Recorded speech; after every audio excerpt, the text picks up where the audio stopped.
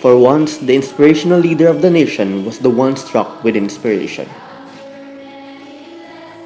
President Benigno Aquino III said he was inspired by the students and teachers during his visit to the Sisters of Mary Girls Town in Silang, Cavite. Nang-imbitahan po ako ni na Sister Maria at Sister Elena na bumisita dito sa Sisters of Mary Girls Town. Hiling nila sa akin na magbigay ng inspirational message para sa inyo. Ito po ang masasabi ko matapos makita talaga mga guro at estudyante sa paralang ito. Kayo ang inspiring.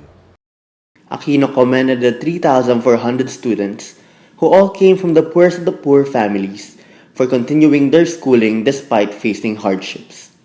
Pinatutunayan ninyo, kapag binigyan mo ng oportunidad ang Pilipino, anuman ang kanyang kalagayan, saan man ang kanyang pinanggalingan, hindi niya ito sasayangin.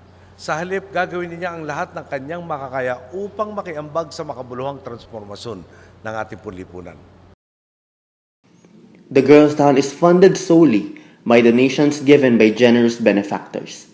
Inquirer Chairman Marixie Rufino Prieto explained why she continued to support the cause of the Sisters of Mary since they opened their schools in Manila in 1986.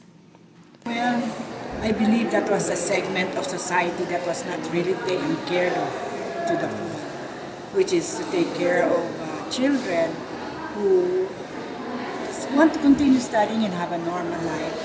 And the school was going to provide that because for 4 years they stay in the school and experience a normal student life where they are learned and then later on prepared when they go out to society to be have a better life.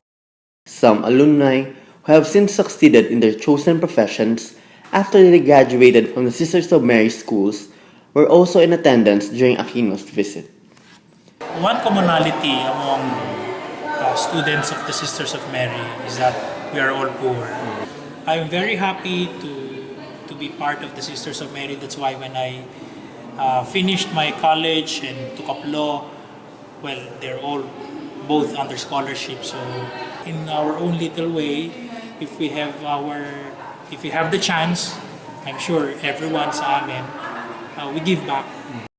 This is Iris Joseph Hegina, Inquirer.net.